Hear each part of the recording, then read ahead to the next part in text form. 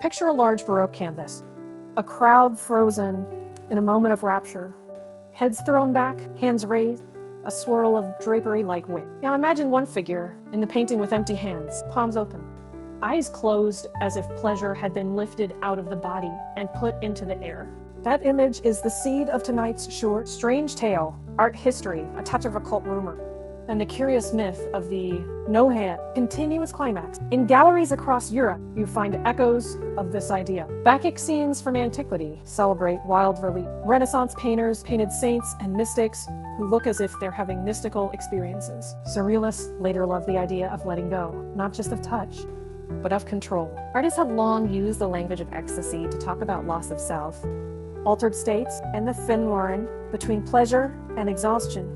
Now the legend. People in late-night forums speak of a strange practice called no-hands play, a performance art where the body is left to its own rhythm, producing a loop of crescendo and ebb with no visible intervention. The rumor was always dramatic, an endless loop of release, an ecstatic climb that runs like a circle until the performer collapses. To talk about trying to find a purpose, what is the ones you enjoy the same? It was only perfect for people. The body used as an altar until it burns it.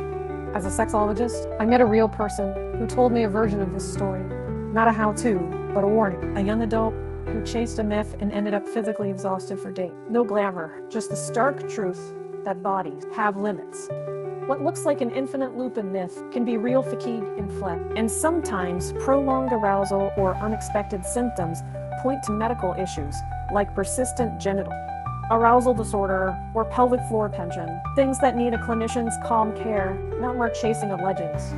So what can you do if this story lights your curiosity? First, be curious in safe ways. Read art and literature that explore altered state. Visit museum rooms with ecstatic figures and notice what the painters emphasize. Breath, light, posture. Let those images inspire conversation with a partner about boundaries and consent. Talk first, map your limit. Use imagination as a warm-up, not a roadmap to risky practice. Second, learn the science. Orgasm, arousal, and recovery are physiological processes.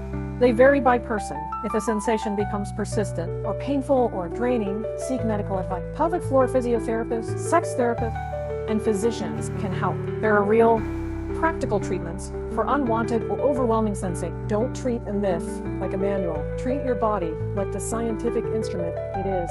Third, explore safe rituals. Artists and performers create sensory experiences without harm. Music that builds. Temperature play that's consensual and gentle. Guided breathwork used for relaxing. Mindfulness and slow breathing can change perception without causing harm. If you're experimenting with a partner, set safe words, time limit, and check in often. Respect recovery time. Celebrate rest as part of any intense experience. Finally, remember the best stories are the ones that teach. The no-hands myth is deliciously eerie, a mix of art and urban legend.